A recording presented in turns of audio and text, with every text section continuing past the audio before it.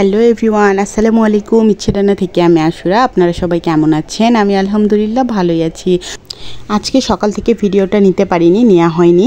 তো আমি ভিডিওটা শুরু করেছি দুপুর থেকে, দুপুরে রান্নাবান্না থেকে আমার ভিডিওটা শুরু। তো আজকে ডাল বসিয়ে দিচ্ছি এখানে, মসুরের ডাল। এই ডালটা অবশ্য মোটা যে ডালটা আর কি হাইব্রিড বলে, সেটা ছিল আজকের ডালটা। তো এই ডালটা সিদ্ধ হয়ে যায় তাড়াতাড়ি। আমি সব কিছু দিয়ে একটা চুলায় এটা সিদ্ধ বসিয়ে দিচ্ছি। তারপর আমি অন্য চুলায় একটুখানি মুরগির মাংস বসাবো। তার জন্য আমি আলু কেটে নিয়েছি, আলুটা আগে তেলে ভেজে নেব।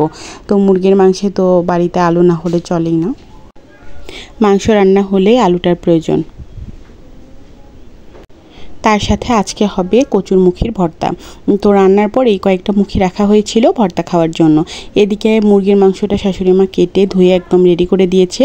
এমনি লাল তেলে রান্না করছি, তার মধ্যে আলুটা অনেক বেশি ভাজা হয়ে গেছে। এটা আসলে হয়ে গেছে, আমি ভাজিনি। আমি সচরাচর আলুর কালারটা ঠিক রেখেই ভেজে নেই, তাহলে দেখতে ভালো লাগে। যাই হোক, হয়ে গিয়েছি, কিছু তো করার নেই, তবে পুড়ে যায়নি আর কি। তো এখানে আরেকটু তেল দিয়ে আমি ভালো করে পেঁয়াজ বেরেস্তাটা হওয়ার আগেই মাংসটা দিয়ে দিচ্ছি, কারণ এটা যদিও দেশি মুরগি, তারপরও আমি ভাবছি যে তেলের মধ্যে পেঁয়াজের সাথে এটা একটুখানি ভাজা ভাজা হোক, এই আর কি। খুব একটা ভাজা নয় আর কি, যেটা পানি আছে ভিতরের পানিটা শুকিয়ে আসুক। তারপর আমি সব মশলা দিয়ে কষিয়ে নিব।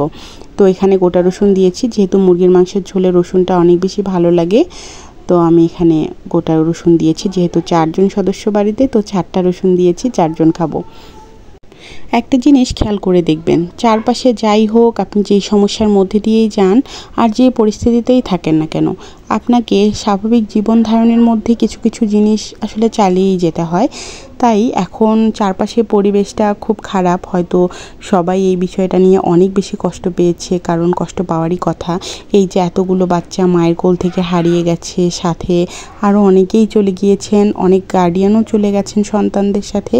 যাই হোক, আল্লাহ সবাইকে সুস্থতা দান করুক।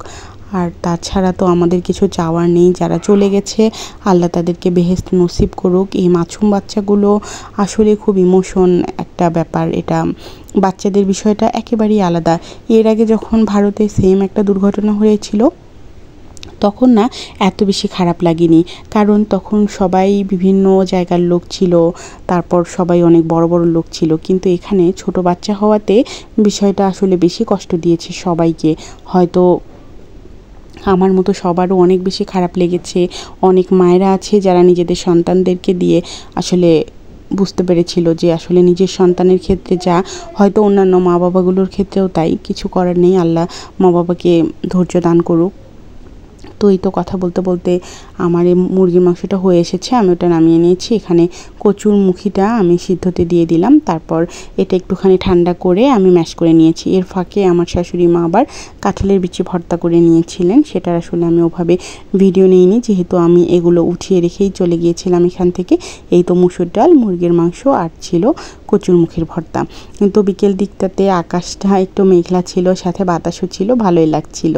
এখানে দাঁড়িয়ে থেকে বাতাস নিচ্ছিলাম। তো আজকের ভিডিওটা এই পর্যন্তই। সবাই ভালো থাকবেন। আল্লাহ হাফেজ। আসসালামু আলাইকুম।